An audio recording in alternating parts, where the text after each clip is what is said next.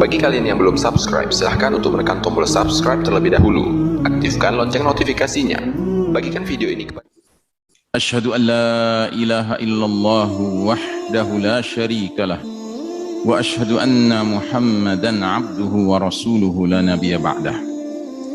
Allahumma salli ala Muhammadin wa ala alihi wa ashabihi wa ansarihi wa junudihi wa man tabi'ahum bi ihsanin ila yaumiddin.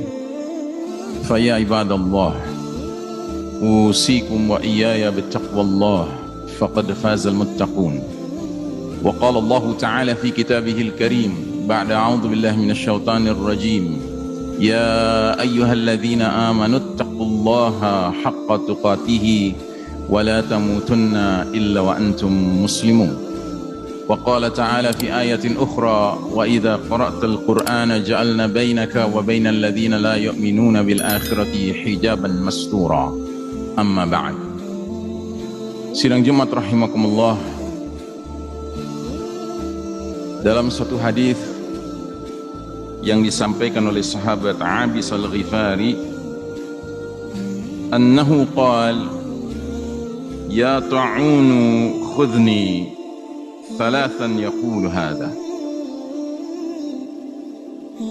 Faqala lahu Ulaymun al-Kindi lima taqul hadha? Alam yaqul Rasulullah sallallahu alaihi wasallam la yatamanna ahadukumul maut. Dari sahabat Abis al-Ghifari, sesungguhnya ia berdoa, wahai penyakit ta'un, ambillah aku.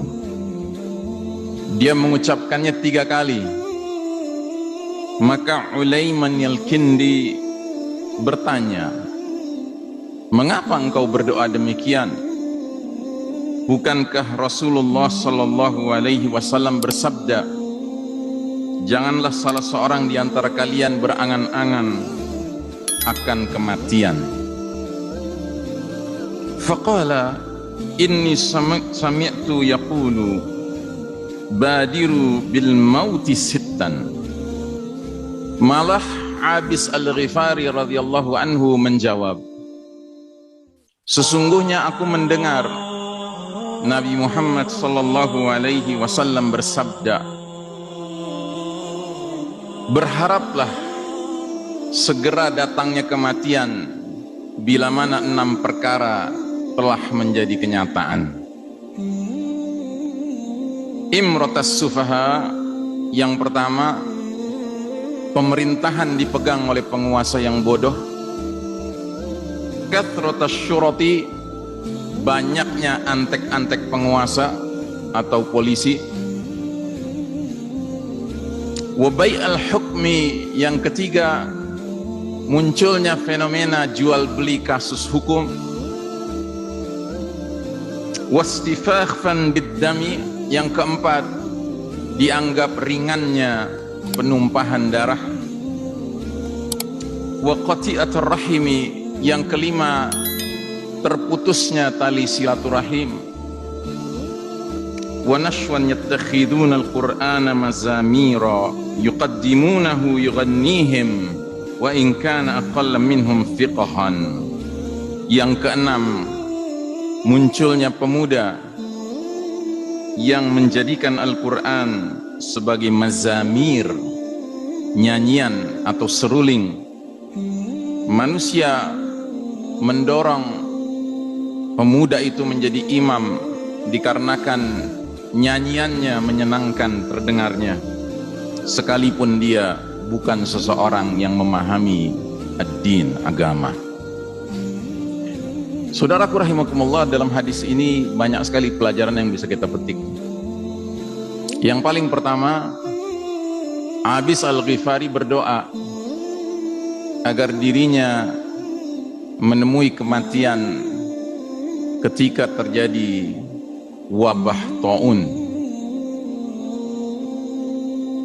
Dan sesungguhnya doanya seperti ini tentunya terkait dengan sabda Nabi yang lain, di mana Nabi mengatakan, barang siapa yang wafat terkena taun, wabah taun, maka dia wafat seperti wafatnya orang yang mati syahid.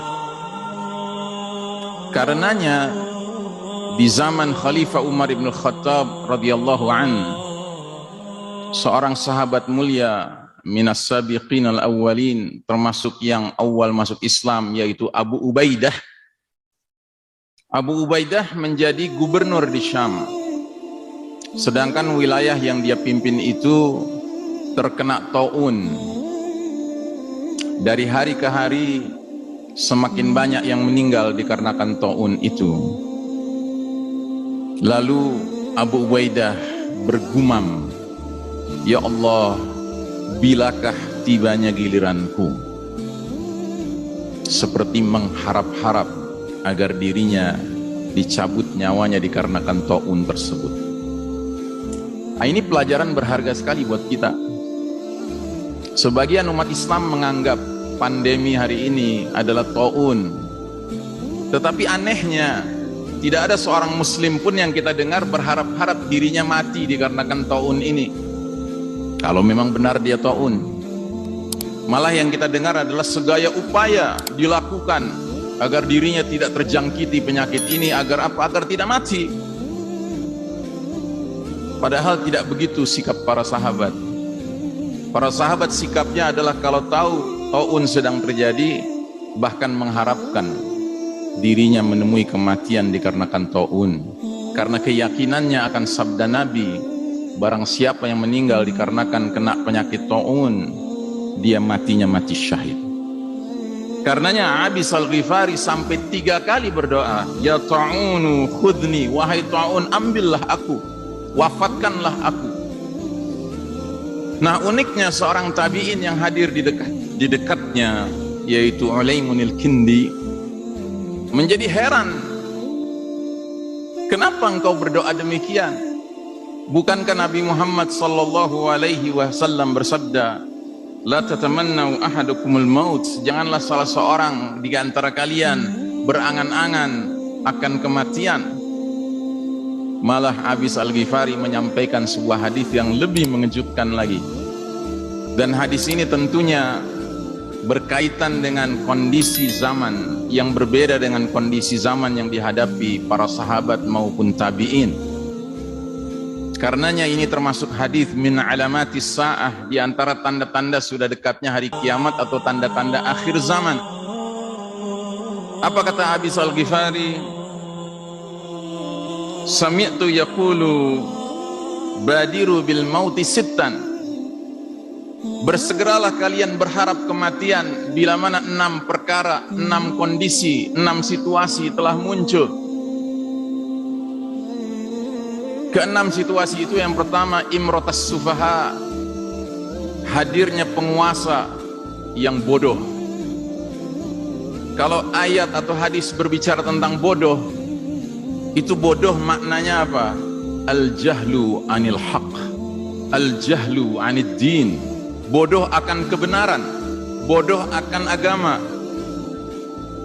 Jadi orang yang sekalipun punya ilmu yang luas tentang politik, ekonomi, sosial, budaya, matematika, astronomi, tapi nggak ngerti agama, hakikatnya bodoh orang itu.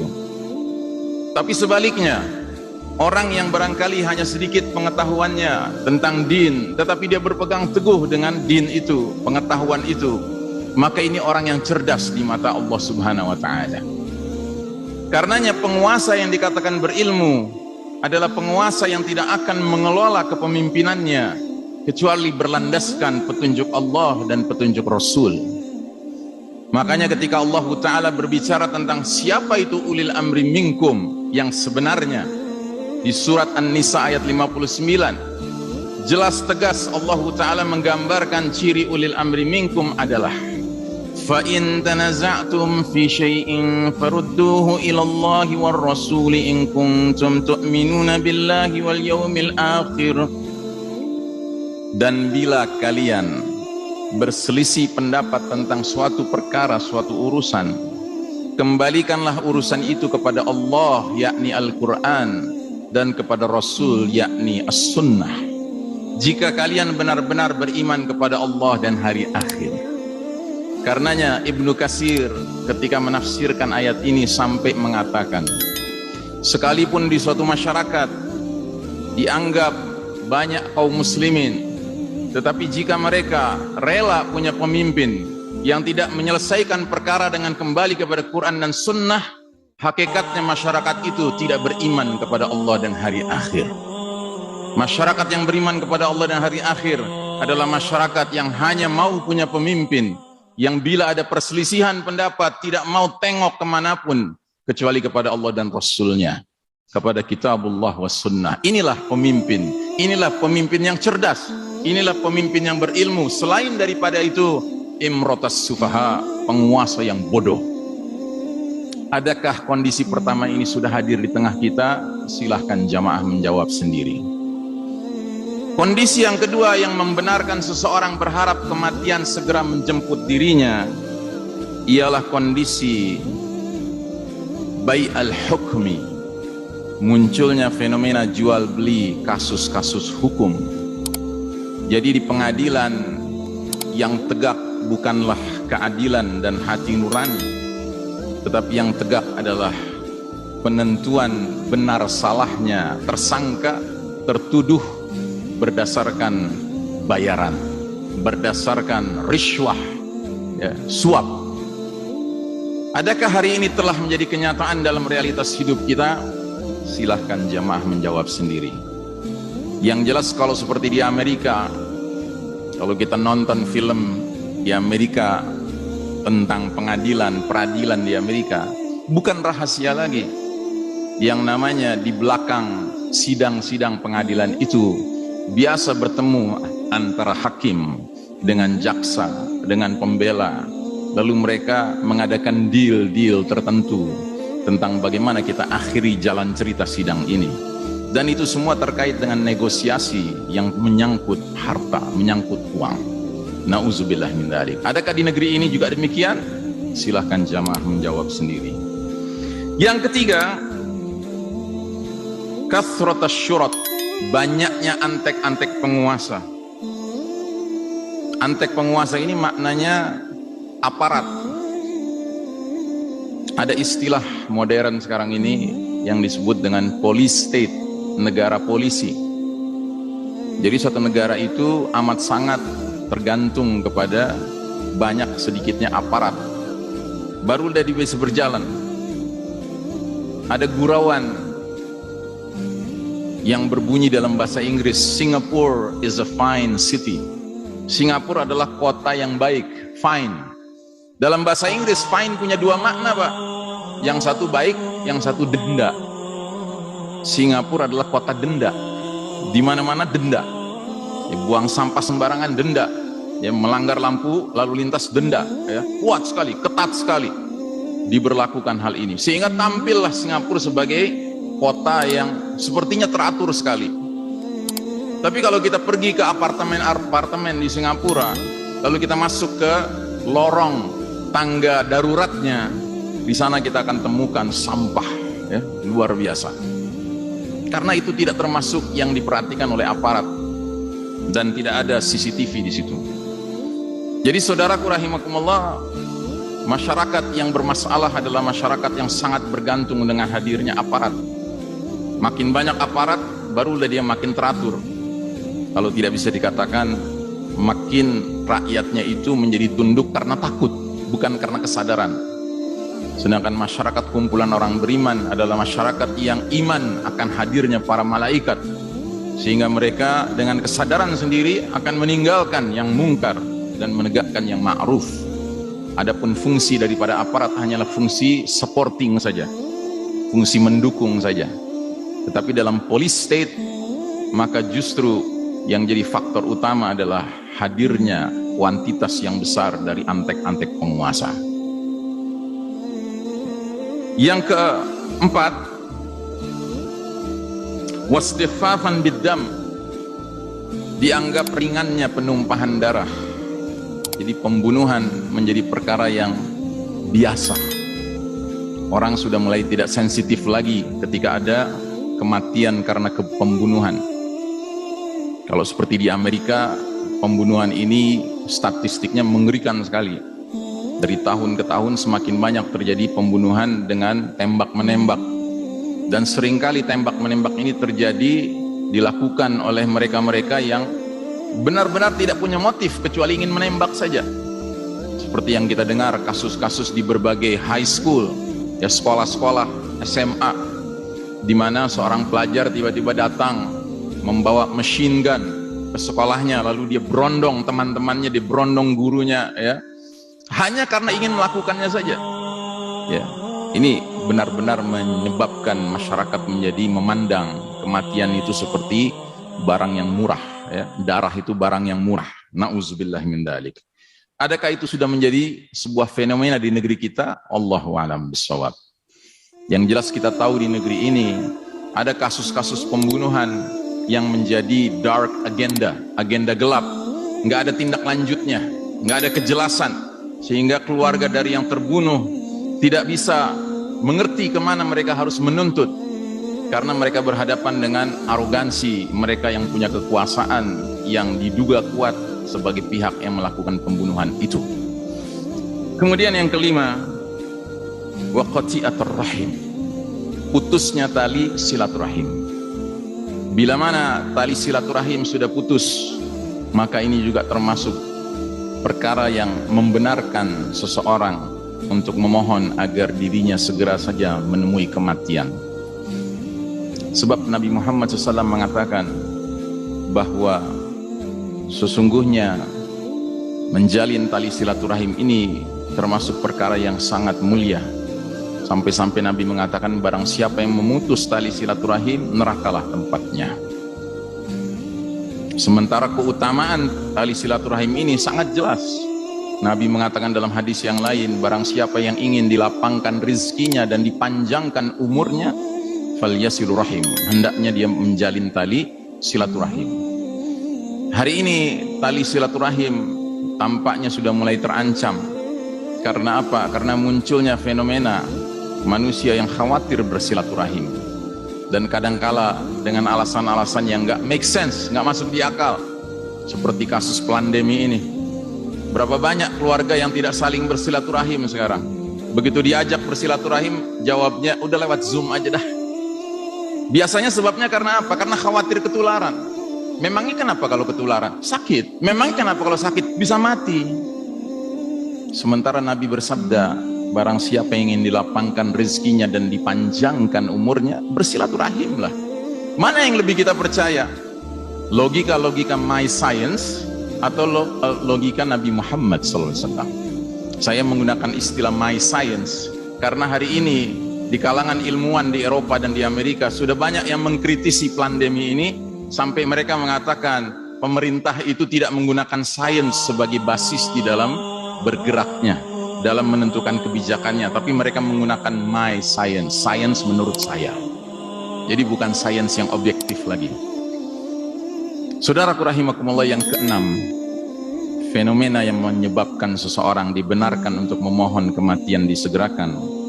Kata Rasulullah sallallahu alaihi wasallam, wa nashwan yattakhiduna al-Qur'ana mazamir. Pemuda yang menjadikan Al-Quran sebagai mazamir. Mazamir itu harfiahnya artinya seruling, nyanyian. Mereka mendorong pemuda ini untuk menjadi imam sholat dikarenakan nyanyian Qurannya bagus, sekalipun dia tidak mempunyai pemahaman terhadap Al-Quran. Nah, ini peringatan buat kita semua, saudaraku rahimakumullah. Tilawah Al-Quran bagus, penting. Membacanya dengan nyanyian yang bagus juga memang dianjurkan oleh Nabi. Hafalan juga penting. Tapi jangan lupa, Allah Ta'ala menyebutkan dalam Al-Quran ada kewajiban lain di samping tilawah dan tahfiz Al-Quran. Ada kewajiban yang namanya tadabbur, memahami isi Al-Quran, memahami Al-Islam. Sampai-sampai keluar ultimatum dari Allah Subhanahu Wa Ta'ala, yaitu surah Muhammad ayat 24. Afala yatadabbaruna al-Qur'ana am ala qulubin aqfaluha. Apakah mereka tidak tadabbur Al-Quran, memahami isi Al-Quran, ataukah hati mereka terkunci? Jadi Allah Ta'ala mengancam, barang siapa rajin tilawah, rajin hafal Quran, tapi tidak rajin melakukan tadabbur Al-Quran, jangan kaget. Dia boleh bagus tilawahnya, dia boleh banyak hafalannya, tapi ternyata hatinya terkunci. Kalau dikasih nasihat ngeyel, na'udzubillah min dzalik. Karenanya saudaraku rahimakumullah, marilah kita dorong diri kita, keluarga kita, generasi muda kita untuk tidak sekedar berlomba memperbaiki tilawahnya, memperbanyak hafalannya, tetapi yang tidak kalah pentingnya, bahkan sangat penting adalah tadabbur Al-Quran. Sebab tanpa tadabbur tidak akan lahir orang-orang yang memiliki kefakihan, kedalaman pengetahuan tentang Al-Islam ini. Padahal yang kita perlukan hari ini adalah hadirnya mereka-mereka yang faqih, yang mengerti Al-Islam, supaya Al-Islam itu benar-benar menjadi panduan kehidupan di saat penuh fitnah di akhir zaman ini. Aqulu qawli hadza fastaghfirullah li wa lakum, innallaha huwal ghafurur rahim. Alhamdulillah, wassalatu wassalamu ala Rasulillah Muhammad ibn Abdullah wa ala alihi wa ashabihi wa mawalah. Fa ya ibadallah, usikum wa iyaya bittaqwallah faqad fazal muttaqun. Wa qala Allah Ta'ala fi kitabihil karim ba'da a'udzu billahi minasyaitonir rajim, ya ayyuhalladzina amanu taqullaha wa qulu qawlan sadida yuslih lakum a'malakum wa yaghfir lakum dzunubakum wa man yuti'illaha wa rasulahu faqad faza fawzan 'azima. Amma ba'd. Sidang Jumat rahimakumullah, demikianlah khutbah pertama kami yang intinya mengangkat satu hadis yang mencakup min alamatis sa'ah, di antara tanda-tanda akhir zaman, tanda-tanda sudah dekatnya kiamat, di mana Nabi Muhammad SAW bersabda, badiru bil mauti sittan. Kalian dibolehkan mengharapkan kematian segera datang bila mana 6 perkara sudah muncul. Ke-6 perkara itu adalah imratas sufaha, munculnya penguasa yang bodoh, yang tidak menjadikan sumber ilmu Allah Ta'ala dan Rasulnya sebagai petunjuk hidupnya dalam memimpin.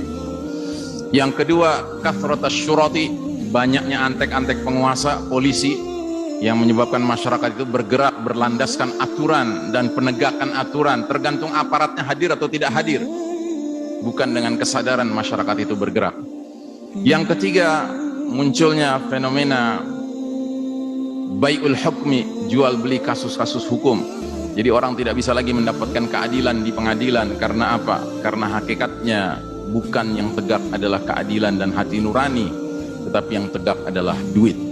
Na'udzubillah min dzalik. Belum lagi kalau kita kaitkan dengan realitas bahwa kita sekarang hidup di bawah satu sistem di mana hukumnya memang bukan hukum Allah Ta'ala. Ini sendiri sudah masalah mendasar ketika kita hidup dalam naungan hukum yang bukan hukum Allah Subhanahu wa Ta'ala.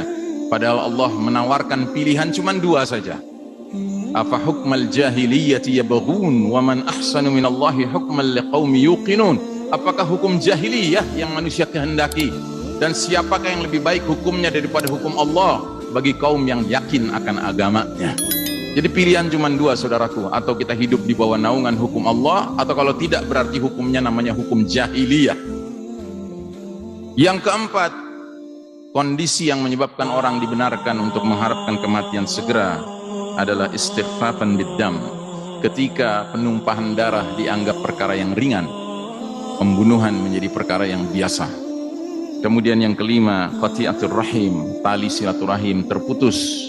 Masyarakat tidak lagi memiliki kecintaan satu sama lain, terutama di kalangan kerabat sendiri, karena silaturahim tidak tegak. Dan yang terakhir, bila mana pemuda yang bagus bacaan Al-Qurannya didorong-dorong menjadi imam sekalipun dia tidak faham isi daripada Al-Islam itu. Karenanya saudaraku rahimakumullah, kembali kami ingatkan diri saya dan juga kita semua di sini, adakah hal-hal ini sudah hadir di masyarakat kita? Silahkan jawab sendiri. Kalau ternyata sudah hadir, jangan heran kalau banyak orang yang hari ini tampaknya sudah mulai bosan hidup di dunia ini, karena memang sempit sekali rasanya dunia ini, sudah banyak sekali kekacauan yang hadir. Ya, walaupun kita tidak pernah boleh berputus asa dan tidak pernah boleh berpikir membunuh diri, tetapi Nabi jelas-jelas mengatakan badiru bil mauti sittan, dibenarkan kalian mengharapkan kematian segera datang bila 6 kondisi telah hadir. Artinya hadis ini ingin menggambarkan betapa beratnya kondisi suatu masyarakat bila keenam poin-poin ini sudah hadir.